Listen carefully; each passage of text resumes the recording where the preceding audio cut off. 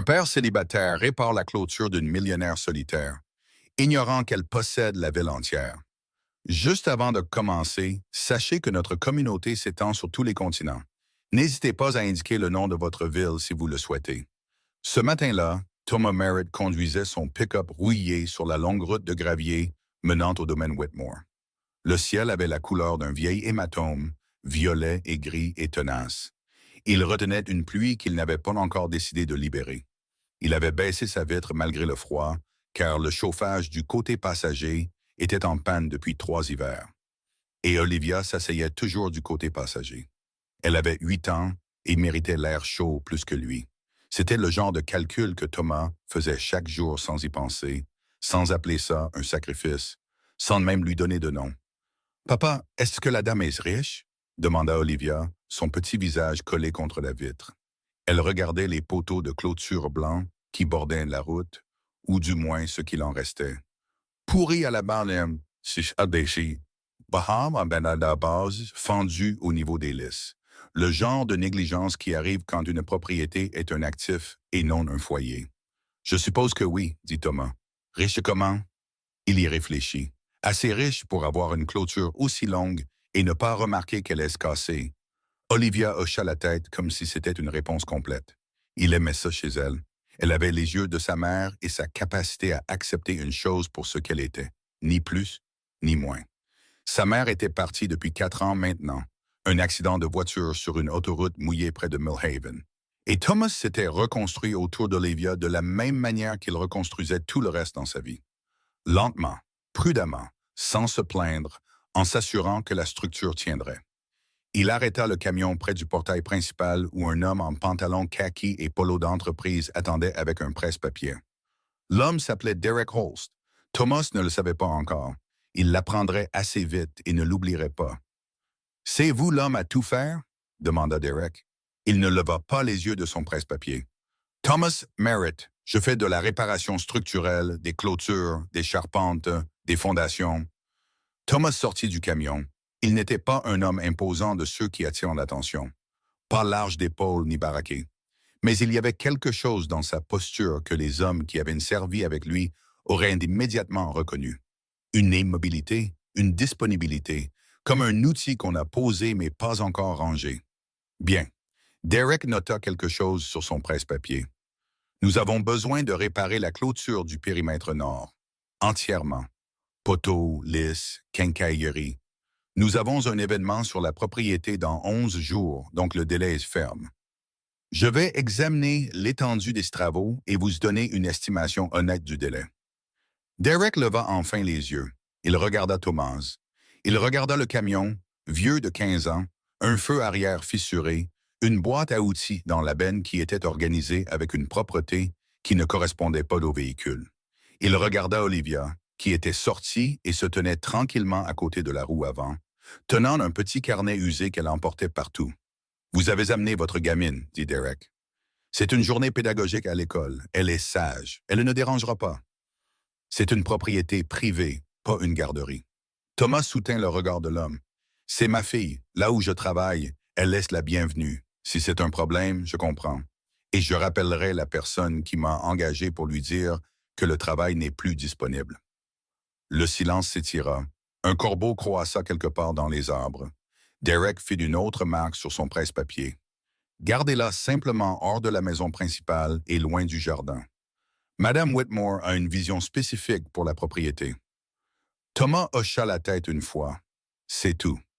Ils longèrent la clôture ensemble, Thomas, Derek et Olivia, qui restaient près de son père et faisaient de petites marques au crayon dans son carnet, dessinant ce qu'elle voyait comme elle le faisait toujours, cataloguant tranquillement le monde. Thomas s'accroupissait à intervalles réguliers, testant les poteaux, enfonçant son pouce dans le bois pour sentir la pourriture, regardant le long de la ligne avec l'œil exercé d'un homme qui avait autrefois lu des plans de structure pour gagner sa vie et qui n'en avait jamais tout à fait perdu la capacité. Il parlait très peu. Quand il parlait, c'était précis. Il utilisait des termes qui firent hésiter Derek 1 ou 2 fois, le forçant à se raviser, à le regarder un peu différemment, puis à détourner le regard comme si ce rajustement était gênant. Ils étaient à mi-chemin de la ligne nord quand le deuxième camion arriva. Noir, neuf, il se gara près du portail principal avec l'assurance de quelque chose qui ne s'était jamais soucié du stationnement. L'homme qui en sortit s'appelait Garrison Cole. Thomas l'apprendrait aussi. Garrison avait 53 ans, les épaules larges, et portait l'autorité naturelle d'un homme qui avait passé des décennies à être la personne la plus importante dans chaque pièce où il entrait. Il était l'entrepreneur principal de Scarlett Whitmore, son agent de liaison commerciale, l'homme qui gérait les propriétés qu'elle était trop occupée ou trop indisponible émotionnellement pour gérer elle-même. Il avait gagné beaucoup d'argent en faisant cela. Il avait l'intention d'en gagner plus. Il se dirigea directement vers Derek sans un regard pour Thomas. « Quelle est la situation? » demanda Garrison. « Harrison, un seul artisan, petite entreprise, référence locale. Il semble assez compétent. » Garrison regarda Thomas comme un homme regarde un meuble qu'il envisage de déplacer. « Vous avez une entreprise, une licence, entrepreneur individuel, avec licence et cautionnement. Thomas Merritt, réparation structurelle. » Entrepreneur individuel, répéta Garrison comme si c'était un diagnostic. Vous avez de l'expérience sur des projets commerciaux? Parce que ce n'est pas une terrasse de jardin. J'ai travaillé sur des chantiers plus importants. Comme quoi? Thomas fit une pause, non pas parce qu'il n'avait pas de réponse, mais parce qu'il y en avait plusieurs et qu'il choisissait entre elles comme on choisit entre des outils, pas en fonction de ce qui est le plus impressionnant, mais de ce qui est juste pour le travail. J'ai fait ma part de travaux complexes. Je peux vous présenter mon évaluation de la clôture, c'est pour ça que vous payez. Garrison sourit. Ce n'était pas un sourire chaleureux. Écoutez, mon ami, Madame Whitmore reçoit des invités dans 11 jours. Des sénateurs, un juge fédéral, quelques personnes dont vous reconnaîtriez les noms. Cette clôture est la première chose qu'ils voient. J'ai besoin de savoir que j'ai le bon homme pour le travail. Alors regardez mon travail. Je vous le montrerai mieux que je ne pourrais vous le dire. Voyez-vous, ce genre de réponse fonctionne à la foire du comté, mais pas ici. Les mots tombèrent dans l'air comme quelque chose lâché de haut. Olivia était devenue très immobile à côté de Thomas. Elle observait le visage de son père. Thomas savait qu'elle regardait. Il respira lentement par le nez. Il laissa le silence lui appartenir. « Monsieur, dit Thomas. Cole, Garrison Cole. Monsieur Cole, j'ai conduit 40 minutes pour être ici. J'ai inspecté votre clôture et je sais exactement ce dont elle a besoin. Je peux avoir un devis pour les matériaux et un calendrier de travail complet sur papier en moins d'1 heure. Et qu'est-ce que je suis venu faire? » Il fit une pause. « Si vous avez un autre artisan en tête, c'est entièrement votre décision. » Garrison le dévisagea, le genre de regard conçu pour produire un malaise et qui y parvient généralement. Thomas y fit face comme un mur bien construit résiste au vent, imperturbable, pas indifférent, juste ancré. Il y a une différence. Les hommes qui ont traversé de vraies épreuves connaissent la différence. Garrison se tourna vers Derek. « Obtenez son devis. S'il est raisonnable, nous procéderons. » Il jeta un coup d'œil à Olivia, pas méchamment, mais comme on remarque quelque chose qui n'était pas prévu, et retourna à son camion sans un mot de plus. Thomas le regarda partir, puis il plongea la main dans la poche de son gilet, en sortit un petit morceau de papier plié et le tendit à Olivia. Il l'avait fait ce matin-là. Un oiseau en papier plié à un feu rouge en venant. Elle lui avait demandé de lui en faire un la veille, et il n'avait pas eu le temps. Elle le prit à 2 mains et le rangea soigneusement dans son carnet. Et au 2e étage de la maison principale, derrière une fenêtre qui captait la lumière grise du matin, comme un cadre autour d'un tableau, une femme se tenait debout, une tasse de café refroidissant dans ses mains, et en train d'observer. Elle avait assisté à toute la scène. Elle avait vu Thomas tendre l'oiseau en papier à sa fille. Elle avait vu la façon dont la petite fille le tenait à 2 mains, comme quelque chose de précieux. Scarlett Whitmore possédait la majeure partie de cette ville depuis ses 27 ans. Elle avait négocié avec des hommes 2 fois plus âgés qu'elle, sans jamais sourciller. Elle n'était pas, pour être honnête, une femme sentimentale. Mais quelque chose dans ce qu'elle venait de voir la poussa à poser sa tasse de café très délicatement, comme si l'action exigeait toute son attention. Quelque chose la traversa qui n'avait pas de nom précis. Quelque chose entre la reconnaissance et la douleur. Elle ne connaissait pas encore son nom. Elle ne connaissait pas son histoire. Elle ne connaissait pas le diplôme d'ingénieur dans un tube en carton dans son garage, ni les citations dans une langue qu'elle n'avait jamais étudiée, ni le pont en Amérique du Sud qui portait ses calculs dans ses fondations.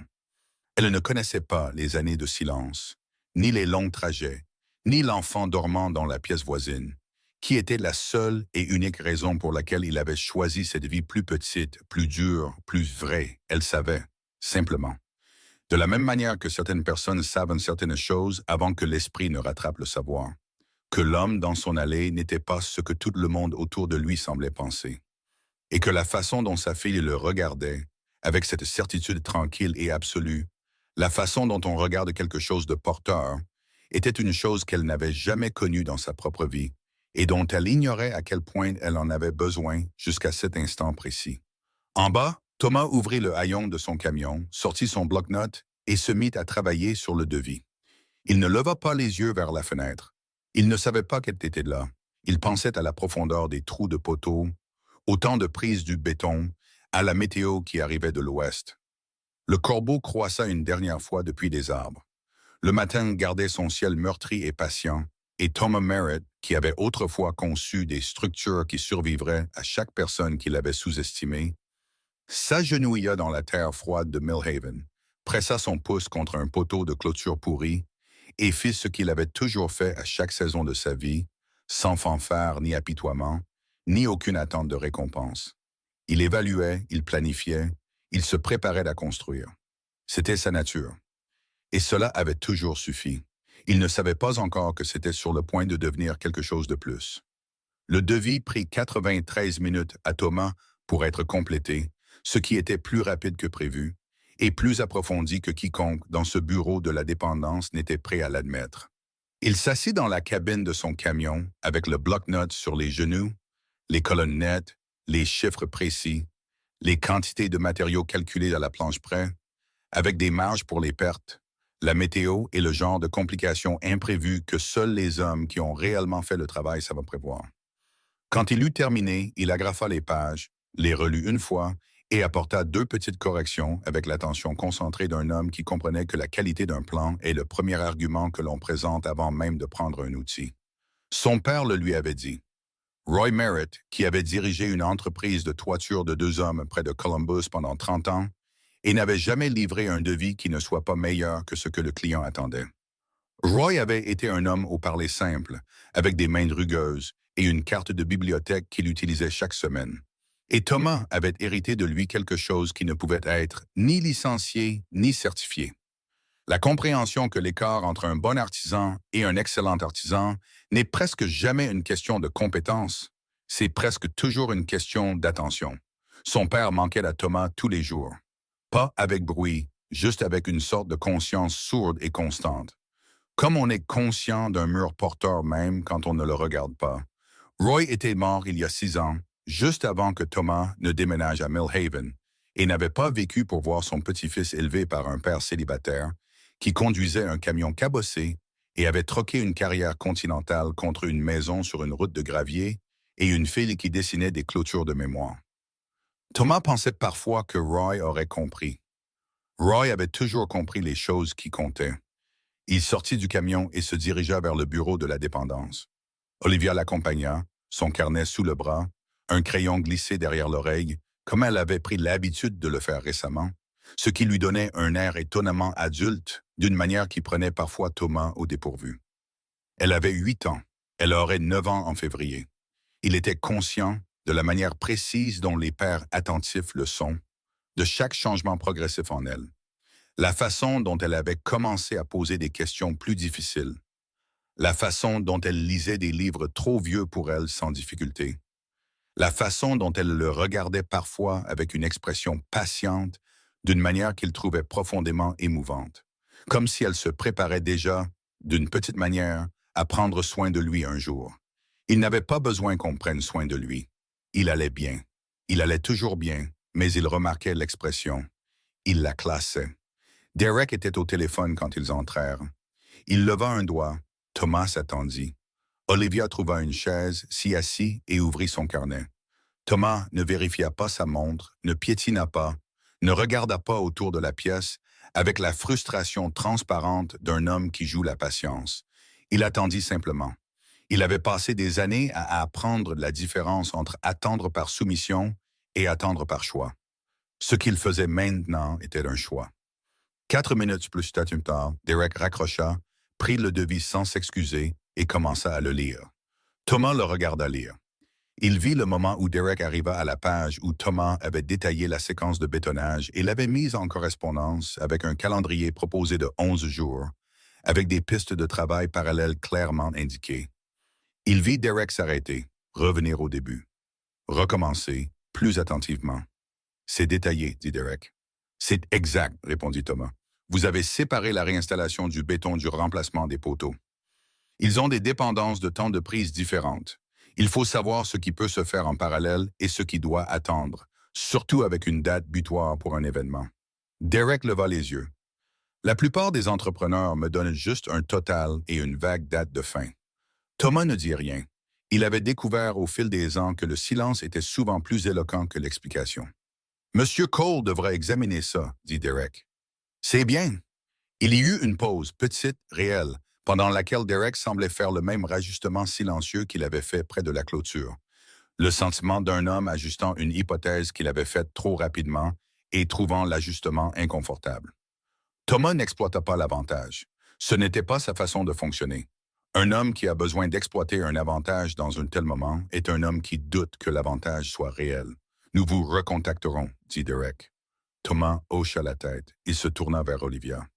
Allons déjeuner. Elle glissa de la chaise et lui prit la main, non pas parce qu'elle en avait besoin, mais parce qu'elle le voulait. Elle l'avait toujours fait depuis qu'elle savait marcher. Il y avait eu une période vers l'âge de 6 ans où Thomas avait remarqué un changement dans sa façon de le faire. Pas plus serré, pas plus lâche, mais délibéré. Comme si elle avait pris une décision consciente à ce sujet un matin et l'exécutait chaque jour depuis. Il y pensait parfois à ce que cela signifiait pour un enfant de choisir, en pleine conscience, de tenir la main de son père en public. Il ne lui avait jamais posé la question. Certaines choses, on les reçoit, tout simplement. Ils étaient à mi-chemin du parking en gravier vers le camion quand Garrison Cole parla. Merritt. Juste le nom, juste le ton particulier d'un homme qui n'avait jamais pris l'habitude d'ajouter « s'il vous plaît ». Thomas s'arrêta. Il se retourna. Garrison se tenait près de son camion noir, une veste pliée sur un bras et son téléphone dans l'autre main, avec l'expression d'un homme qui était parvenu à une conclusion qui ne le mettait pas tout à fait à l'aise. Il s'approcha lentement, prenant son temps, ce que Thomas reconnut comme un geste de domination et choisit de ne trouver ni impressionnant ni offensant. « J'ai vérifié l'historique de votre licence, dit Garrison. Derek l'a trouvé. Vous êtes entrepreneur individuel dans le comté de Millhaven depuis 6 ans. C'est exact. Avant ça, rien dans le registre de l'État. Il étudia Thomas avec l'attention concentrée d'un homme habitué à évaluer les risques. Où travailliez-vous avant Millhaven? Dans d'autres États, du travail à l'international pendant un temps. Quel genre de travail international? Des projets d'infrastructure, de génie civil. Le mot tomba et Garrison l'absorba sans trop en montrer. Mais Thomas vit quelque chose bouger derrière ses yeux.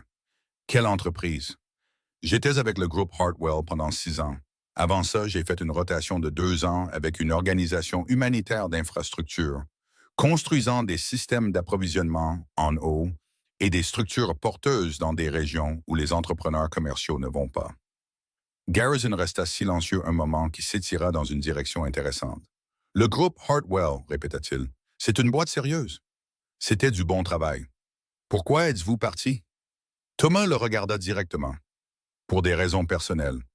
Et puis, vous êtes venu ici pour réparer des clôtures. Pour élever ma fille, dit Thomas. Simple, final. Le genre de phrase qui n'invite pas à la discussion parce qu'elle n'en a pas besoin. Le travail sur la clôture découle du fait d'être ici. C'est tout. Garrison le dévisagea. Cette fois, le regard était différent de celui sur le terrain. Moins de performance, plus de réflexion réelle. Vous inspectez une clôture comme un homme qui a passé sa vie à lire des plans, dit Garrison. Il y eut une autre pause. Garrison regarda Olivia, qui se tenait à côté de Thomas, son carnet tenu à plat contre sa poitrine, observant Garrison avec l'expression calme et intéressée d'une enfant qui a passé toute sa vie à écouter des conversations d'adultes et à les traiter avec plus de précision que les adultes impliqués ne le croiraient. Garrison dit, « Je vais examiner le devis personnellement. Vous aurez une réponse d'ici la fin de la journée. » Il se retourna et monta dans son camion. Thomas regarda le camion s'éloigner. Puis il baissa les yeux vers Olivia.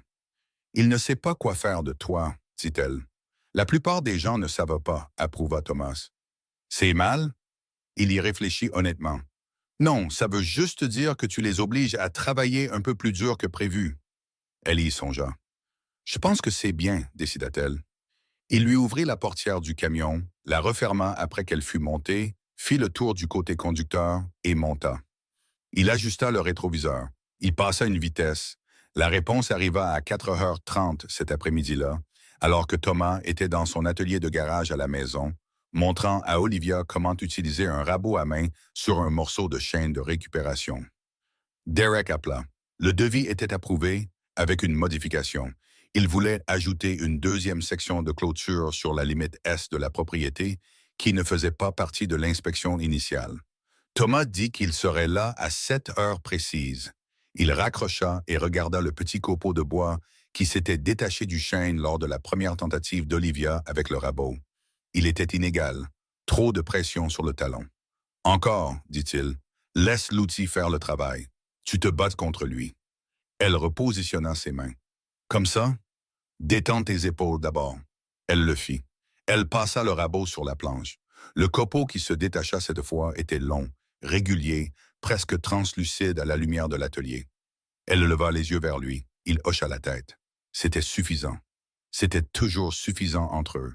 Ce que Thomas ne savait pas, ce qu'il ne pouvait pas savoir, dans l'aveuglement particulier qui vient de quelqu'un qui a depuis longtemps cessé de se considérer comme un sujet d'attention pour les autres, c'est que Scarlett Whitmore n'avait pas approuvé le devis à cause de la clôture. Elle l'avait approuvé parce qu'elle avait demandé à Derek de lui dire qui était cet homme. Derek lui avait dit ce qu'il avait trouvé. Elle était restée assise avec cette information pendant un moment dans le calme de son bureau, avec l'oiseau en papier dans un coin de son bureau. Puis elle avait ajouté « La clôture restait au projet », non pas parce qu'elle avait besoin d'être réparée. Elle était en assez bon état, en fait. Elle l'avait ajouté parce que 11 jours n'étaient pas suffisants. Elle voulait plus de temps. Elle n'examina pas ce désir de trop près. C'était une femme pratique. Elle se dit que c'était de la curiosité. Elle se dit que c'était de la diligence raisonnable de la part du gestionnaire de la propriété. L'oiseau en papier restait dans le coin de son bureau. Dehors, le soir s'installait sur Millhaven comme une longue et lente expiration. Thomas prépara de la soupe. Olivia mit la table. Ils mangèrent ensemble dans la petite cuisine, et après, Thomas lui fit la lecture. Elle était récemment passée à des livres plus longs, et ils en étaient au 3e chapitre d'un roman sur la figure d'un gardien de phare qu'elle avait choisi elle-même à la bibliothèque. Puis elle alla se coucher, et Thomas resta assis à la table de la cuisine un moment, avec une tasse de café, ne regardant rien en particulier. Il était fatigué, mais c'était de la bonne fatigue, celle qui signifie que vous avez utilisé la journée pour quelque chose de réel. Il pensa à la clôture est. Il pensa au calendrier du béton. Il pensa à la fenêtre météo. Il ne pensa pas à la femme à la fenêtre. Il ne savait pas qu'elle avait été là. Il finit son café. Il lava la tasse. Il éteignit la lumière de la cuisine. Il alla se coucher dans la maison qu'il avait rendue habitable, dans la vie qu'il avait rendue honnête. Et il dormit du sommeil profond et tranquille d'un homme qui l'a mérité. Le travail commença un lundi. Thomas arriva à 6h45, 15 minutes avant l'heure de début convenue, pour la simple raison qu'il n'était jamais arrivé à un travail exactement à l'heure de sa vie d'adulte. La ponctualité, avait dit son père, est la forme de respect la moins chère qui soit, ce qui signifie qu'il n'y a aucune excuse pour ne pas la donner. Thomas avait absorbé cela à 16 ans et ne l'avait jamais remis en question depuis. Il gara le camion en marche arrière jusqu'à la clôture nord, coupa le moteur et resta assis dans le silence propre et froid un moment, non pas pour procrastiner, mais pour faire ce qu'il faisait toujours au début d'un grand chantier. Laisser son esprit parcourir toute l'étendue du travail, du début à la fin, identifiant la séquence, les dépendances, les points où le plan rencontrerait la réalité et devrait s'adapter. C'était une habitude de ses années d'ingénieur. Il n'avait jamais cessé de le faire, même ici, même pour un travail de clôture. L'échelle change. La discipline, non. Le ciel était haut, clair et bleu de la manière particulière dont les ciels d'octobre dans cette partie du pays sont bleus. Pas doux, pas pastel, mais dur, brillant et sérieux, comme un ciel qui a pris sa décision. Olivia était à l'école. Il l'avait déposée à 7h15 avec son déjeuner. Un sandwich à la dinde coupé en diagonale parce qu'elle l'avait informé à l'âge de 6 ans que la nourriture avait meilleur goût ainsi. Et il l'avait coupé ainsi chaque jour depuis, sans commentaire ni exception. Son enseignante, Madame Garfield, avait mentionné une fois lors d'une réunion parents-professeurs qu'elle n'avait jamais vu un père porter une attention aussi étroite et constante aux petits détails. Thomas l'avait remercié et était parti sans s'étendre. Il ne prêtait pas attention aux petits détails. Il prêtait attention à sa fille. Pour lui, ce n'était pas la même chose. Il avait retiré la première section de poteau du sol à 9 heures. La pourriture était plus profonde que la surface ne le suggérait. C'était toujours le cas pour les poteaux de clôture qui étaient restés trop longtemps dans un sol mou. Et Thomas ajusta ses calculs de profondeur en conséquence, ajoutant 18 pouces de béton frais à chaque poteau réinstallé. Ce n'était pas dans le devis initial. Il ne facturerait pas de supplément pour cela. À la fin du travail, il le documenterait dans une brève note de fin de chantier pour que quiconque gérerait la propriété à l'avenir sache ce qui avait été fait et pourquoi. C'était sa façon de fonctionner. Pas parce que quelqu'un l'exigeait, mais parce que c'était juste. Derek passa à 9h30 avec une tasse de café qu'il n'offrit pas de partager. Il regarda la ligne de poteaux enlevée, regarda la pile de cèdre de remplacement, fit une marque sur son presse-papier. « Vous êtes en avance sur le planning », dit-il avec la légère surprise d'un homme qui avait appris à ne pas attendre grand-chose des entrepreneurs individuels. « Je serai encore plus en avance d'ici le déjeuner », dit Thomas, et il se remit au travail. C'était un travail silencieux pour la plupart. Le genre qui demande à un homme d'être seul avec lui-même pendant des heures et qui, soit le trouve insuffisant, soit le prouve suffisant. Thomas avait toujours été à l'aise dans ce genre de silence. Cela n'avait pas toujours été vrai. Il y avait eu une période après Sarah où le silence n'était pas reposant mais corrosif, où l'absence de bruit devenait une présence à part entière, lourde et particulière, remplissant les pièces du petit appartement qu'ils avaient partagé, la cabine de son camion et l'espace derrière ses yeux à 3 heures du matin. Il avait appris lentement, et sans l'aide de quiconque ayant un nom pour le processus, à convertir ce silence d'ennemi en compagnon. Cela avait pris la majeure partie de la première année. La deuxième année, c'était gérable. La troisième, c'était le sien. Il pensait parfois à Sarah lors de longues journées de travail comme celle-ci. Pas avec le chagrin brut et invalidant des premières années, mais avec la reconnaissance calme et durable qu'elle avait été réelle et qu'elle était partie, et que la meilleure chose qu'il avait d'elle, la seule chose qui comptait vraiment, avait 8 ans et dessinait dans un carnet un bureau dans une salle de classe à 6 miles de là où il se tenait. Il pensait, je m'occupe bien d'elle, pas parfaitement, pas de manière idéale, mais bien. Cette pensée, la plupart du temps, était suffisante. Il était en train de sceller le 4e poteau dans le béton quand il entendit des pas sur le gravier derrière lui. Pas le pas lourd et distrait de Derek, mais quelque chose de plus silencieux et de plus délibéré. Il finit de remplir le coffrage avant de se retourner, parce que le béton n'attend pas, et parce que se retourner avant que le travail ne soit stable est le genre de petite impatience qui s'accumule avec le temps. Quand il se retourna, elle se tenait à environ 12 pieds, habillée simplement. Un jean foncé, un pull couleur crème, des chaussures plates qui n'étaient pas conçues pour le gravier, mais qu'elle parcourait quand même sans se plaindre. Elle tenait une tasse de café dans chaque main. Elle était plus jeune qu'il ne l'avait imaginé. Il s'était construit une image de Scarlett Whitmore à partir du domaine, du nom et de la façon dont tout le monde autour d'elle se déplaçait. Une image de quelqu'un de plus âgé, de plus dur, de plus blindé. La femme en face de lui avait 32, peut-être 33 ans. Elle avait les cheveux foncés attachés sans cérémonie et des yeux observateurs de la manière particulière des gens qui ont passé beaucoup de temps dans des pièces où ils étaient sous-estimés. Elle lui tendit l'une des tasses. « Derek a dit que vous n'aviez pas apporté de café. » Thomas regarda la tasse. « En effet, » admit-il en la prenant. « Merci. » Elle regarda la clôture, les poteaux enlevés, les coffrages réinstallés, la zone de stockage organisée où Thomas avait disposé les matériaux dans l'ordre exact où il en aurait besoin. Elle resta silencieuse un moment, absorbant la scène. « Vous êtes Thomas Merritt, dit-elle. « C'est bien moi. Je suis Scarlett Whitmore. » Je m'en doutais. Elle le regarda. Une petite expression traversa son visage, pas tout à fait un sourire, mais quelque chose d'apparenté. Derek me dit que vous avez une formation d'ingénieur. C'est exact, civil, structurel, les deux à différents moments. Le groupe Hartwell, dit-elle. Il la regarda fixement. Derek fait un travail approfondi. Je lui ai demandé de faire des recherches sur vous. J'aime savoir qui travaille sur la propriété. C'est raisonnable. Un autre silence, différent des précédents. Pas chargé de pouvoir ou de suspicion, mais d'une qualité différente. La qualité de deux personnes essayant de se situer l'une par rapport à l'autre à travers le bruit de leurs suppositions respectives. Votre devis était le plus détaillé que j'ai reçu sur cette propriété en 8 ans, dit-elle. Et j'ai eu de grands entrepreneurs ici, des gens avec des équipes de gestion de projet, des immeubles de bureaux et des cartes de visite avec plusieurs numéros de téléphone. Thomas ne dit rien. Il remua le béton dans le coffrage une fois avec son outil de mélange pour vérifier la consistance. « Pourquoi Millhaven ?» demanda-t-elle. Il posa l'outil. Il la regarda. Elle avait posé la question comme on demande quelque chose qui nous a vraiment intrigués, sans le jugement implicite qui l'accompagnait habituellement. La plupart des gens la posaient comme un diagnostic. Elle la posait comme une question. « Ma fille avait besoin d'un endroit pour grandir, dit-il. J'avais besoin d'un endroit pour être présent pendant qu'elle le faisait. Millhaven était le bon type de calme. Elle absorba cela. Et le travail, les clôtures, les charpentes, ça paye.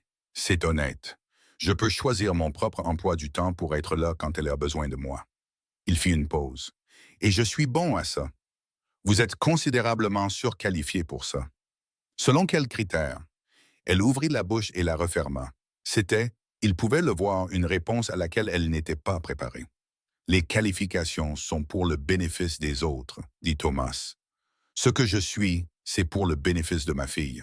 Ce ne sont pas les mêmes calculs. » Scarlett le regarda un moment qui eut plus de poids qu'il n'aurait dû, puis détourna le regard vers la clôture. La lumière du matin descendait le long de la longue étendue de poteaux de cèdre. Ces poteaux, ceux qui étaient déjà réinstallés, qui étaient déjà d'aplomb et d'équerre, et qui tiendraient encore 30 ans. Elle regardait son travail, et il sentit qu'elle arrivait à une conclusion qu'elle n'avait pas entièrement prévue. « Olivia, dit-elle, c'est le nom de votre fille. C'est ça. » Derek l'a mentionné. Elle était ici vendredi. Journée pédagogique. Elle dessine, dit Scarlett. Quelqu'un a trouvé une page qui était tombée de son carnet près de la clôture. Derek me l'a apportée pour que je la jette. Elle regarda Thomas. Je ne l'ai pas jetée. Il attendit. C'était un dessin de la clôture depuis l'approche nord. La perspective était précise d'une manière que je n'attendrais pas d'une enfant de 8 ans. Elle dessine depuis là où elle se trouve, dit Thomas. Elle m'a dit un jour que les autres façons de dessiner ne sont pas vraiment ce que l'on voit. Quelque chose traversa le visage de Scarlett. Quelque chose de rapide et de personnel qu'elle contrôla avant qu'il n'ait le temps de se développer. Elle baissa les yeux sur sa tasse de café. Elle regarda la clôture. « Vous aurez accès à la propriété pour la durée du projet, dit-elle. Si vous avez besoin de quoi que ce soit, eau, électricité, utilisation de la dépendance pour le stockage de l'équipement, faites-le savoir à Derek. J'apprécie. » Elle se tourna pour partir, s'arrêta, se retourna. « L'oiseau en papier, dit-elle. » Il la regarda. Derek l'a trouvé dans la boue près de la clôture. Il l'a apporté. Je l'ai gardé. Elle soutint son regard. « Je ne sais pas pourquoi je vous dis comme. » Il ne répondit pas tout de suite. Il laissa le moment être ce qu'il était. Puis il dit, « Elle me l'avait demandé la veille. Je l'ai fait à un feu rouge en venant. Ce n'était pas mon meilleur travail. » Scarlett faillit sourire. Ce fut rapide. Elle le rattrapa et le retint, mais c'était réel. C'était un très bel oiseau, dit-elle. Puis elle retourna vers la maison, traversant le gravier inégal avec sa tasse de café, son pull couleur crème et ses chaussures plates, qui n'étaient pas faites pour ce genre de terrain. Et Thomas la regarda partir de la manière simple dont un homme regarde quelque chose qui vaut la peine d'être regardé quand il ne sait pas encore ce que cela signifie. Il se retourna vers la clôture. Il vérifia le fil à plomb sur le poteau réinstallé. Il passa au suivant. Il travailla toute la matinée et jusqu'à l'après-midi, s'arrêtant à midi pour manger un sandwich dans la cabine du camion, et appelait l'école d'Olivia pour confirmer l'heure de la sortie, puis travaillant à nouveau jusqu'à ce que la lumière commence à baisser. Il installa 8 poteaux ce jour-là. Chacun d'eux était d'aplomb. Chacun d'eux était de niveau. Chacun d'eux était scellé 2 pouces plus profondément que la spécification minimale dans un béton mélangé au bon ratio, dans des trous percés proprement et droits. Personne ne vit ce travail se faire. Personne ne fut témoin de sa précision, ni ne comprit ce qu'il disait de l'homme qui le faisait. Personne ne reconnut dans le soin de l'exécution la forme particulière d'intégrité qui ne peut être feinte ni enseignée, qui ne peut qu'être vécue, jour après jour, en l'absence de reconnaissance, pour la seule raison que c'est la bonne façon de faire les choses. Ce soir-là, quand Thomas s'arrêta à l'école pour récupérer Olivia, elle monta dans le camion et dit immédiatement « Tu sens le béton. J'ai scellé 8 poteaux aujourd'hui, des bons, les meilleurs que je sache faire. » Elle boucla sa ceinture de sécurité. Elle ouvrit son carnet. Elle tourna à une nouvelle page. « Parle-moi d'eux, dit-elle. » Et il le fit, tout le long du trajet jusqu'à la maison, parce qu'Olivia était la seule personne dans sa vie qui le demandait. Et parce qu'un homme qui travaille seul dans le silence et le froid, sans applaudissements ni reconnaissance, est toujours besoin, mérite toujours au moins une personne qui veut entendre parler des 8 poteaux. Il avait cette personne. Certains hommes dans ce monde ont tout et sont pourtant vides. Thomas Merritt avait une petite personne sur le siège passager qui voulait savoir pour le béton. Il n'était pas vide, il n'en était même pas proche. Il y a une saison dans la vie d'un homme dont personne n'écrit. Pas les jeunes années où tout est possible et où l'échec n'a pas encore enseigné ses leçons particulières. Pas les années de crise où la structure se fissure et où un homme découvre de quoi il est fait. La saison dont personne n'écrit est le long milieu. Les années entre la rupture et l'accomplissement, quand un homme a déjà fait la paix avec la perte, a déjà reconstruit ce qui pouvait l'être et vit simplement. Travail, présent, sans drame, invisible pour un monde qui ne prête attention qu'aux sommets et aux vallées et ignore la longue plaine sérieuse qui constitue la majeure partie de toute vie humaine. Thomas vivait dans cette plaine depuis 6 ans. Il en connaissait intimement la topographie. Il avait appris à y trouver de la dignité, ce qui est plus difficile qu'il n'y paraît, car la dignité dans le long milieu exige d'un homme qu'il cesse de se mesurer à une version de sa vie qui n'existe plus. Elle exige la décision, et c'est une décision, pas un sentiment, et elle doit être renouvelée chaque matin, que la vie que vous avez devant vous n'est pas un lot de consolation, que c'est la vie, que c'est suffisant. Thomas prenait cette décision chaque matin quand il entendait le réveil d'Olivia sonner dans la pièce voisine. Il l'a pris à nouveau le 4e jour de travail au domaine Whitmore, quand il arriva à 6h45 sous une pluie légère qui aurait poussé un homme de moindre envergure à annuler. Il déchargea son camion, enfila son gilet imperméable et se mit au travail, car le béton qu'il avait coulé 2 jours auparavant avait suffisamment durci pour commencer l'installation des lisses, et l'installation des lisses ne nécessitait pas de temps sec. Et les jours perdus sur un calendrier de 11 jours ne sont pas récupérables. Il était en train de poser la première lisse supérieure lorsque le camion de Garrison Cole tourna sur la route de la propriété à 8h15. Thomas le vit dans sa vision périphérique et continua à travailler. Il ne s'arrêta pas. Il ne se redressa pas. Il ne joua aucun rôle. Garrison longea la clôture vers lui, le col de sa veste relevé contre la pluie. Il s'arrêta à environ 10 pieds et resta là assez longtemps pour que Thomas finisse par poser sa perceuse et le regarder. « Vous travaillez sous la pluie, dit Garrison. La pluie n'affecte pas le travail des lisses. » La plupart des entrepreneurs auraient invoqué un retard dû à la météo. La plupart des entrepreneurs facturent à l'heure. Garrison regarda la section que Thomas avait terminée ce matin-là. 6 travées de lisse, parfaitement alignées, la quincaillerie posée à ras. Le genre de travail qu'un homme avec la moitié des compétences de Thomas aurait mis 2 fois plus de temps à faire à moitié aussi bien. Garrison le regarda longuement. « Vous savez que je vous testais, dit-il, la semaine dernière au portail. » Thomas ramassa la perceuse. « Je sais. J'ai été déplacé. » Ce n'était pas une excuse. Thomas le comprit. C'était plus proche d'une décision commerciale, une reconnaissance que l'analyse coût-bénéfice de son attitude méprisante avait évolué défavorablement. Thomas n'en ressentit aucune rancune.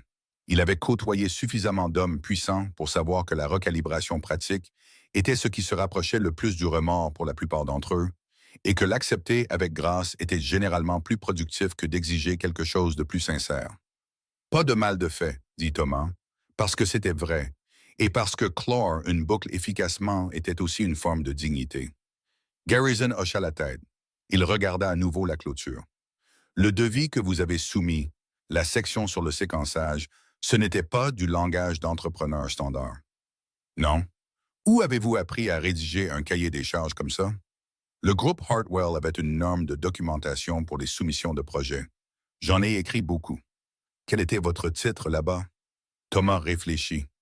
Ingénieur structurel senior, chef de projet sur les contrats internationaux. Garrison resta silencieux un moment. Pourquoi n'avez-vous pas dit ça la semaine dernière? Thomas le regarda. Vous ne m'avez pas demandé qui j'étais. Vous m'avez dit qui j'étais.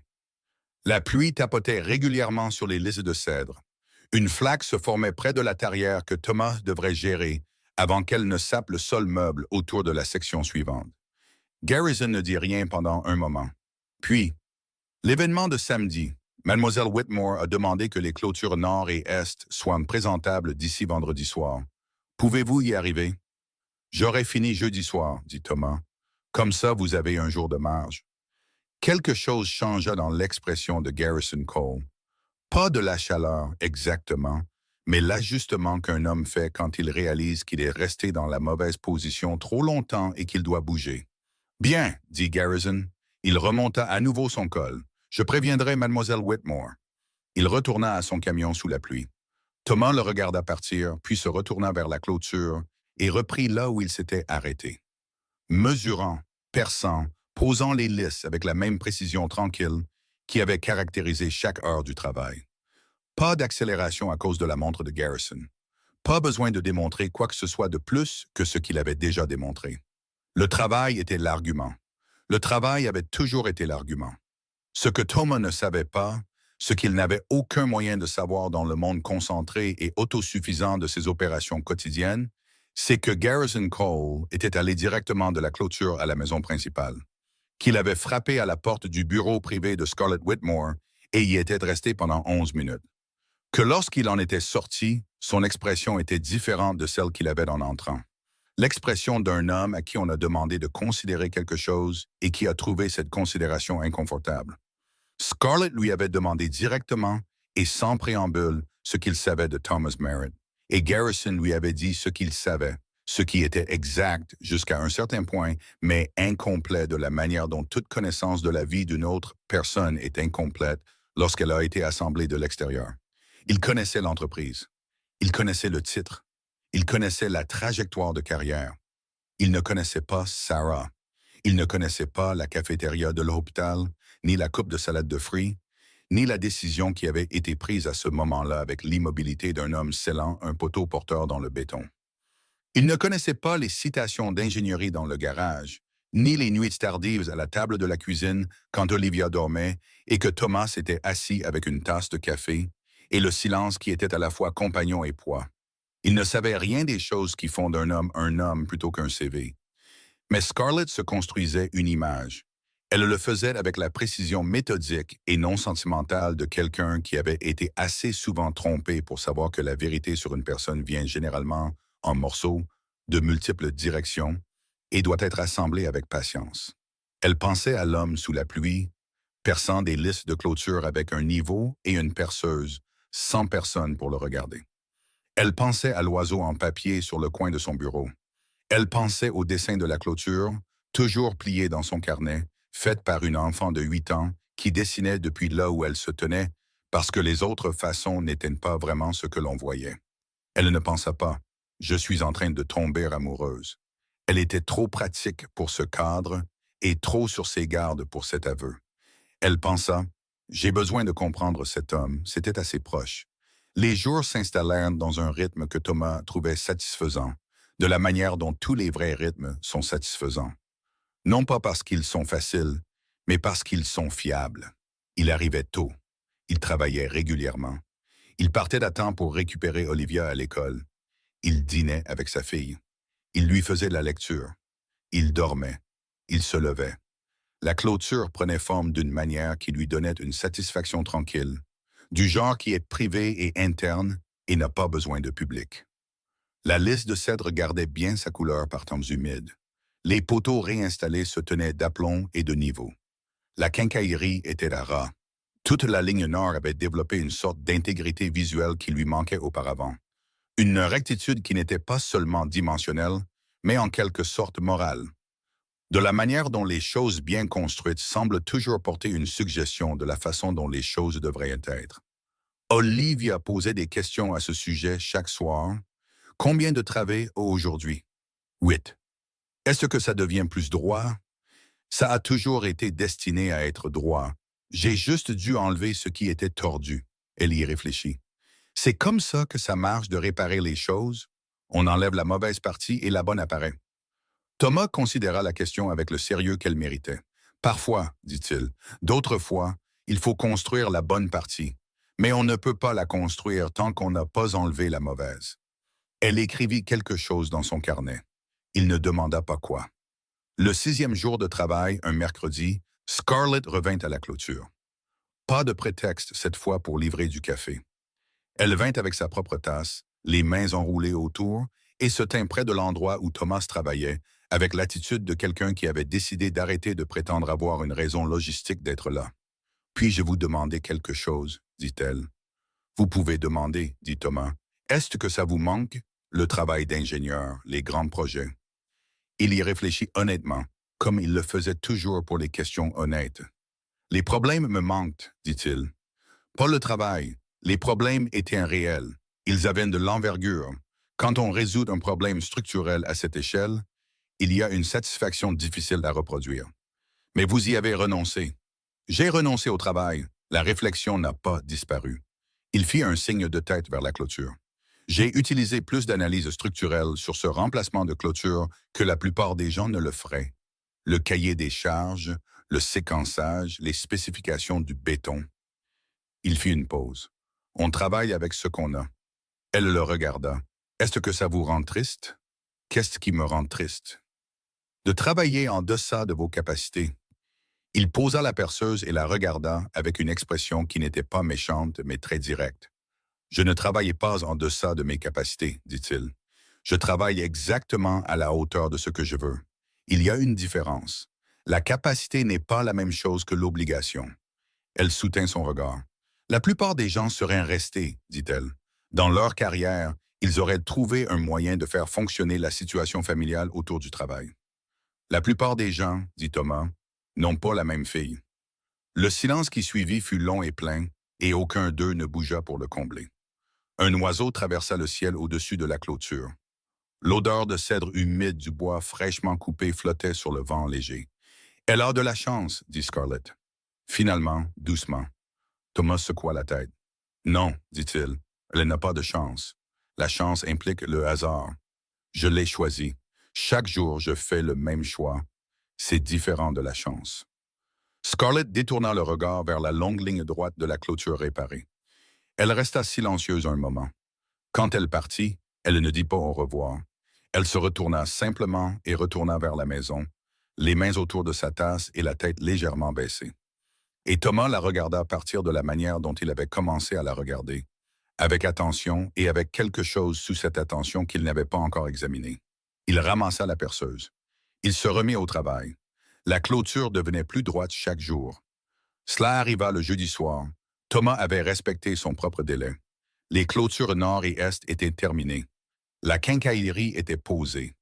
L'ensemble du projet était terminé avec une journée entière d'avance sur le calendrier qu'il avait promis et 2 jours d'avance sur la date contractuelle initiale.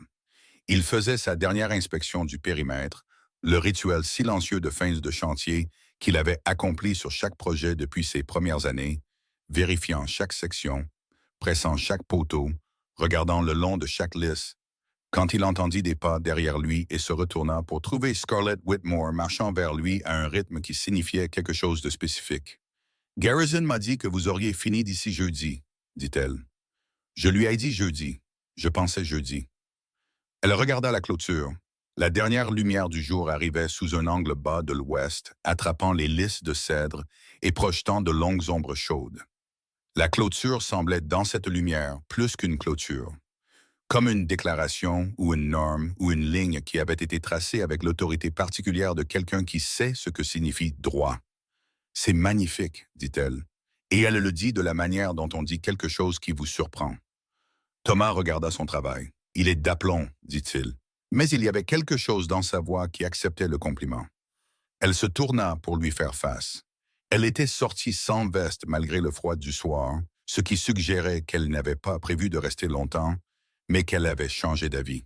Elle avait les bras croisés et le menton légèrement relevé, de la manière que Thomas avait appris à reconnaître comme sa posture de réflexion, la façon dont elle se tenait quand elle réfléchissait à quelque chose.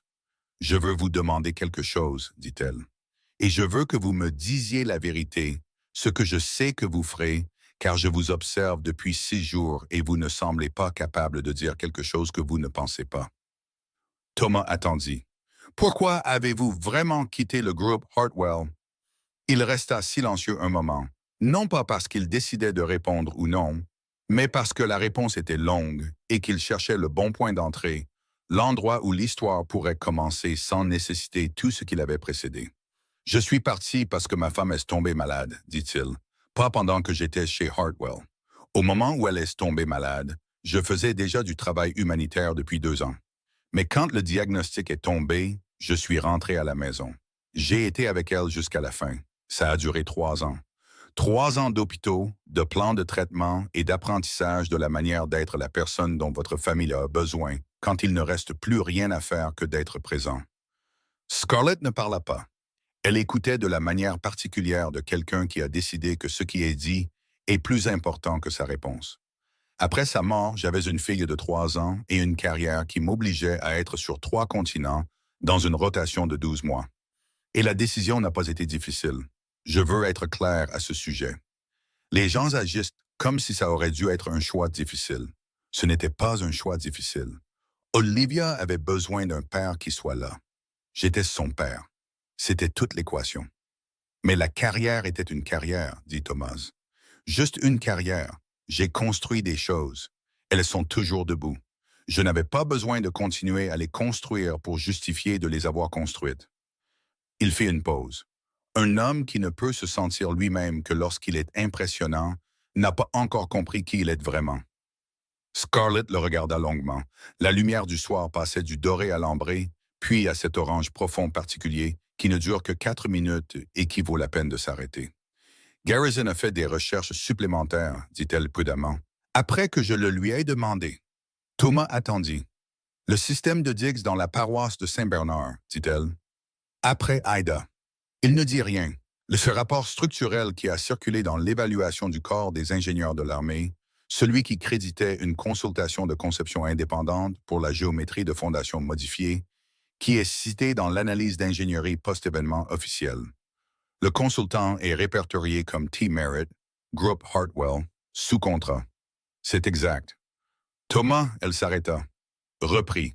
Cette digue a protégé 11 000 foyers. La digue était un effort d'équipe, dit Thomas. J'ai contribué à une modification de la conception de la géométrie de la fondation à un point où la spécification originale avait un défaut. J'ai trouvé le défaut. J'ai proposé la correction. L'équipe l'a construite. C'est comme ça que fonctionne l'ingénierie. Vous avez sauvé 11 000 foyers. La digue a sauvé 11 000 foyers. J'ai fait ma part du travail. Elle le dévisagea. Il y avait quelque chose dans son expression que Thomas n'avait pas vu sur elle auparavant. Quelque chose qui dépassait l'attitude composée et analytique qu'elle portait comme de beaux vêtements, au-delà de l'intelligence pratique et de la gestion de soi prudente. Quelque chose de moins contrôlé. Quelque chose qui ressemblait, s'il lisait bien, à l'expression d'une personne qui vient de rencontrer quelque chose qu'elle n'était pas préparée à trouver et ne sait pas encore quoi en faire. Garrison a aussi trouvé, dit-elle, la voix un peu plus lente maintenant, une citation de la Société internationale de génie civil, un prix de membre d'honneur en 2018. Je n'ai pas assisté à la cérémonie, dit Thomas. Olivia avait de la fièvre. Scarlett était très immobile. Il y a une boîte, dit Thomas. Sous le lit, à la maison, elle contient quelques affaires, le certificat de membre d'honneur, de la documentation de projet, quelques autres articles des années avant Millhaven. Je ne les sors pas. Ils ne sont pas particulièrement pertinents pour ce que je fais maintenant. Ils ne sont pas pertinents, répéta-t-elle. C'est de l'histoire, dit-il. Ah, Chômeur, mon histoire, je n'en ai pas honte, mais ils ne changent pas ce que je fais. Ils ne changent pas qui je suis maintenant. Ils sont juste la preuve que j'étais capable d'autre chose, ce que je savais déjà. Thomas, elle s'arrêta, se ressaisit. Comprenez-vous à quel point c'est rare, ce que vous décrivez? Un homme qui a des réalisations de cette envergure et qui les met simplement dans une boîte pour aller réparer des clôtures.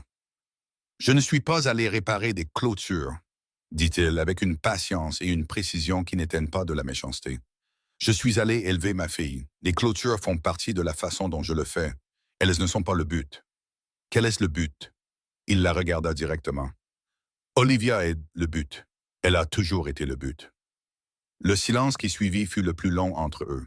La lumière ambrée était passée au rose profond maintenant, et les poteaux de clôture projetaient de longues ombres sur l'herbe sèche. Quelque part sur la propriété, un portail bougeait dans le vent du soir avec un son lent et rythmé que Thomas nota mentalement d'ajuster avant de partir. Scarlett décroisa les bras. Elle regarda la clôture. Elle regarda Thomas. Elle détourna le regard vers l'horizon où la dernière lumière se retirait du ciel comme une marée descendante. « J'ai une confession à faire, dit-elle. Il attendit. La clôture est que j'ai ajouté au projet. Elle fit une pause. Elle n'était pas en mauvais état. Il la regarda. Je l'ai ajoutée parce que je n'étais pas prête à ce que le projet se termine. Elle le dit d'un ton plat et clair, celui de quelqu'un qui a décidé qu'être honnête est plus important qu'être à l'aise. Je voulais plus de temps. Thomas regarda cette femme composée, contrôlée, vive et finalement solitaire, qui possédait la majeure partie d'un comté et avait vécu, selon sa lecture, dans une sorte de solitude prudente plus longtemps qu'elle ne l'admettrait. Et quelque chose bougea en lui qu'il reconnut mais n'avait pas attendu. « Je sais, dit-il. » Elle le regarda. « Vous saviez que la ligne était en bon état. Je pouvais le voir dès la première inspection. » Une pause. Je l'ai facturé à moitié prix. Son expression fit quelque chose de compliqué. Puis, pour la première fois, sans le rattraper et le retenir, elle sourit. Pas petit, pas contrôlé. Un vrai sourire, avec toute la chaleur qui se cachait derrière et qui attendait apparemment une occasion légitime. Thomas le regarda et sentit pour la première fois en 6 ans quelque chose bouger dans l'architecture soignée de sa vie quotidienne. Quelque chose qui avait été porteur pendant longtemps dans une position particulière. Fit un petit ajustement. « J'ai une fille qui doit être récupérée à 7h15 chaque matin, dit-il, et un atelier dans le garage et une maison sur une route de gravier qui a besoin de travaux.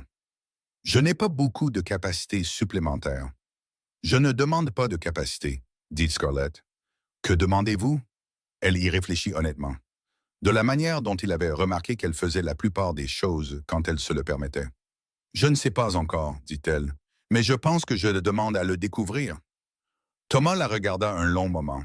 Le portail bougeait toujours dans le vent. Il devrait regarder la charnière avant de partir. « C'est un point de départ raisonnable, dit-il. » L'événement du samedi se déroula comme ces choses se déroulent, quand tout en coulisses a été fait correctement. C'est-à-dire que personne ne pensa du tout à la clôture. Les sénateurs, le juge fédéral et les gens dont vous reconnaîtriez les noms arrivèrent dans un convoi de véhicules coûteux, se promenèrent sur le terrain, admirèrent la propriété, mangèrent de la nourriture que Thomas n'avait pas préparée et burent du vin qu'ils n'auraient pas pu se permettre, et ne regardèrent pas une seule fois la clôture avec la conscience particulière qu'elle avait été ici 11 jours auparavant, une collection de poteaux pourris et de lisses fendues tenues ensemble par l'inertie accumulée d'années de non-réparation. Thomas n'était pas là pour l'événement. Il était à la bibliothèque publique à 2 miles de là, assis en face d'Olivia, qui travaillait sur une série de problèmes de mathématiques et s'arrêtait tous les 3 problèmes pour dessiner quelque chose dans son carnet.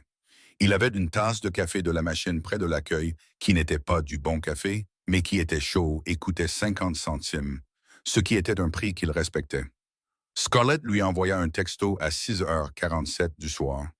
Il ne se serait pas attendu à ce qu'elle lui envoie un texto pendant son propre événement, et le fait qu'elle l'ait fait était d'une manière petite et spécifique, une déclaration plus honnête que tout ce qu'elle avait dit près de la clôture. Le texto disait « La clôture est la plus belle chose sur cette propriété. Je pensais que vous devriez le savoir. » Il le lut. Il regarda Olivia, qui dessinait un petit oiseau dans la marge de sa feuille de maths sans sembler s'en rendre compte. Il répondit « Merci, la charnière du portail est à besoin d'un ajustement. Je passerai lundi. » Il y réfléchit un moment, puis il ajouta Si vous êtes dans le coin, un café serait le bienvenu. Il posa le téléphone face contre la table. Olivia leva les yeux de son carnet. C'était qui? La femme du chantier de la clôture. Olivia l'observa avec les yeux de sa mère, stable, chaleureux, légèrement en avance sur la conversation comme elle l'était toujours. Elle est gentille. Thomas y réfléchit honnêtement. Elle est authentique, dit-il, ce qui est mieux. Olivia accepta cela. Elle se remit à ses maths. Le lundi arriva comme les lundis arrivent quand quelque chose a changé, avec la même surface que tous les autres lundis. Le même réveil, le même sandwich, le même trajet vers l'école, mais avec quelque chose de différent en dessous. Pas de l'excitation, exactement. Quelque chose de plus calme. La vigilance particulière d'un homme qui a passé des années à être prudent, s'autorisant prudemment à être légèrement moins prudent. Il se rendit au domaine Whitmore avec sa boîte à outils dans la benne du camion et se gara près du portaillet. La charnière était un travail de 20 minutes. Il avait ses outils disposés et était à mi-chemin quand il entendit la porte arrière de la maison principale s'ouvrir et se fermer. Scarlett traversa le gravier avec 2 tasses. Elle portait quelque chose de différent de la contenance professionnelle de la première semaine. Un jean, un pull gris et des cheveux lâchés. Et elle se déplaçait avec l'aisance de quelqu'un sur sa propre propriété un lundi matin, ce qui est une personne différente de celle qui reçoit des invités, gère des événements et négocie avec des hommes puissants. Thomas préférait cette version. Il soupçonnait qu'elle était plus exacte. Elle lui tendit une tasse et regarda la charnière. « C'est grave? C'est un axe de charnière. Ça prend 20 minutes. » Il désigna le poteau du portail. « Aussi, le poteau aura besoin d'attention dans environ 18 mois. Je le noterai dans la documentation de fin de chantier. » Elle le regarda. « Vous documentez les travaux de suivi pour des chantiers déjà clos? » « Pour que vous sachiez ce qui s'en vient, dit-il simplement. C'est votre propriété, vous devriez savoir ce dont elle a besoin. » Elle resta silencieuse un moment, le regardant de la manière dont elle l'avait regardé le jeudi soir, avec cette attention profonde et examinatrice qui n'était pas intrusive, mais très honnête. « Vous prenez soin des choses, dit-elle. J'essaie. Pas seulement de la clôture, dit-elle. De tout, votre fille, le travail, la façon dont vous... » Elle s'arrêta, reprit. « Vous vous déplacez dans le monde comme si tout comptait, comme si rien n'était indigne de votre attention. » Il la regarda. « Tout compte, dit-il. La charnière compte, le mélange de béton compte, ce que je mets dans le déjeuner d'Olivia compte. La différence entre un homme qui prend soin des choses et un qui ne le fait pas n'est pas toujours visible au début, mais elle s'accumule. » « Elle s'accumule, répéta-t-elle doucement, comme si elle le classait. Il retourna à la charnière. Elle se tenait à côté de lui avec son café, n'aidant pas mais ne reculant pas non plus, simplement présente de la manière simple qui semblait à Thomas, plus qu'elle ne devrait, et exactement autant qu'elle était. « Puis-je vous demander quelque chose? » dit-il. « Oui, vous possédez la majeure partie de cette ville. Vous avez 32 ans et vous avez plus d'actifs que la plupart des gens ne verront en 3 générations, et vous vivez seul dans cette maison. » Il garda les yeux sur l'axe de la charnière, par choix. Elle resta silencieuse un moment. « Par défaut, dit-elle, ce qui n'est pas la même chose. J'ai été très occupé à réussir, et le genre d'homme qui approche d'une femme comme moi approche généralement le succès, pas la femme. C'est solitaire, dit Thomas. Oui, dit-elle sans drame ni apitoiement, juste la reconnaissance nette d'une chose qui est vraie. Il mit en place l'axe de la charnière, testa le portail, le fit pivoter une fois dans chaque direction. Parfait. Il rangea ses outils avec la même efficacité tranquille avec laquelle il faisait tout, puis il se leva et la regarda. « J'ai Olivia tous les jours, dit-il. Elle passe en premier. Elle passera toujours en premier. Ce n'est pas une négociation. » « Je ne demanderai jamais le contraire, dit Scarlett. »« Ma maison n'est pas cette maison, dit-il. Elle est sur une route de gravier, le chauffage du côté passager ne fonctionne pas, et le garage sent l'huile de lin. »« J'aime l'huile de lin, dit-elle. » Et elle ne jouait pas la comédie, il pouvait le dire. « Je ne suis pas toujours intéressant, dit-il. Parfois, je suis juste fatigué et je pense à la profondeur des trous de poteau. »« Je trouve la profondeur des trous de poteau intéressante, dit-elle. Quand vous l'expliquez. » Il la regarda un long moment. La matinée d'octobre était fraîche, claire et très calme. Le genre de matinée qui ressemble à une respiration retenue. Le portail se tenait droit et de niveau dans son cadre. Vendredi soir, dit-il, il y a un diner en ville, le Mercers. Ils ont de la tarte, j'aurai Olivia. Vous êtes la bienvenue si vous voulez la rencontrer. Scarlett Whitmore, qui négociait avec des sénateurs, qui avait un jour fait asseoir une salle pleine d'investisseurs en silence pendant 4 minutes, pendant qu'elle réfléchissait à un chiffre, qui n'avait pas pleuré pour quoi que ce soit depuis plus longtemps qu'elle ne pouvait s'en souvenir, sentit quelque chose bouger dans sa poitrine qui était chaud et légèrement terrifiant. J'aimerais beaucoup, dit-elle. Elle vous posera beaucoup de questions, prévint Thomas. Elle pose beaucoup de questions à tout le monde. Bien, dit Scarlett. J'aime les gens qui posent des questions.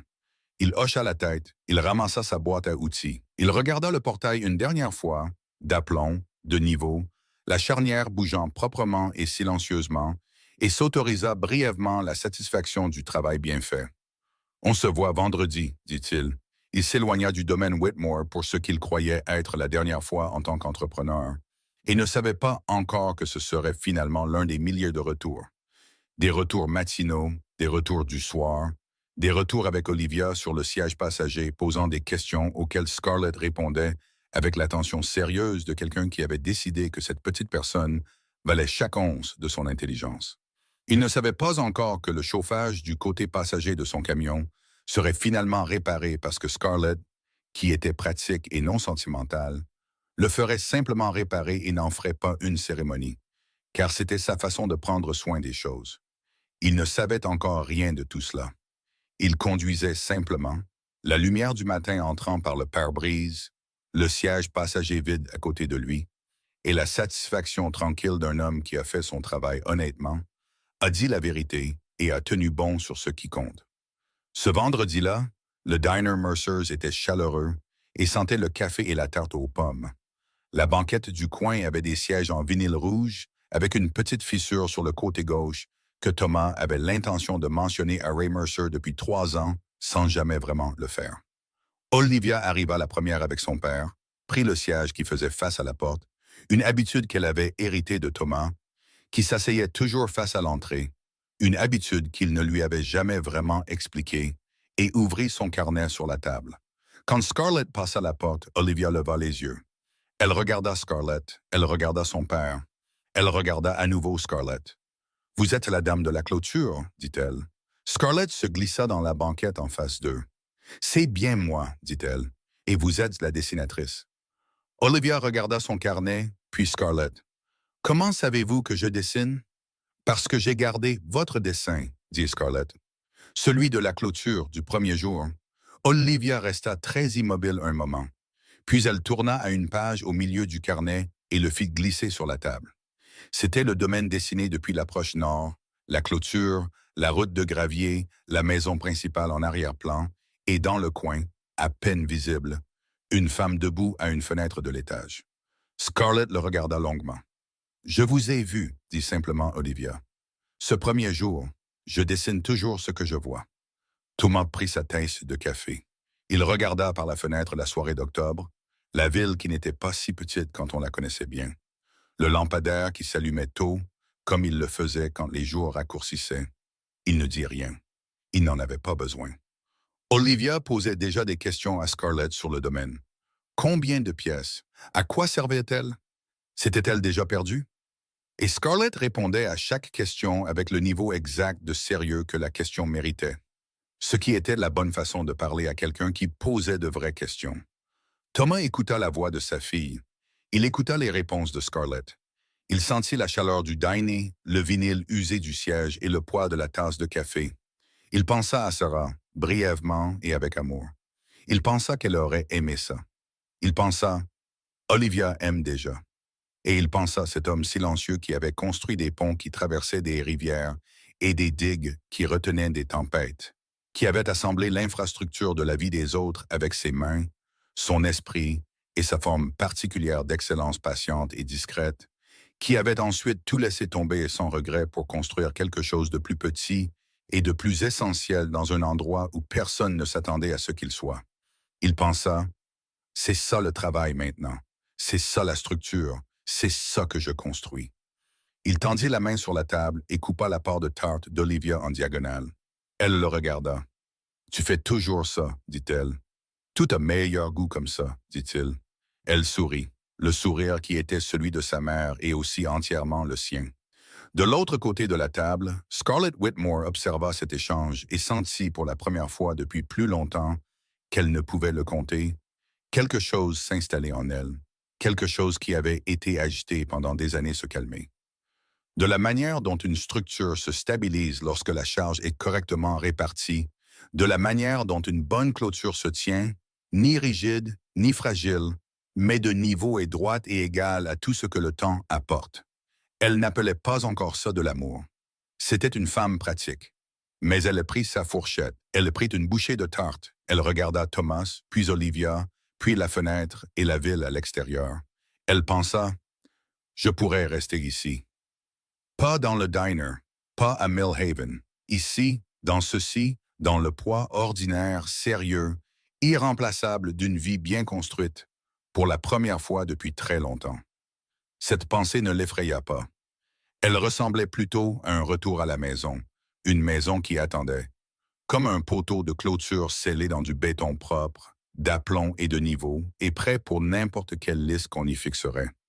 Ça ressemblait à quelque chose de construit pour durer.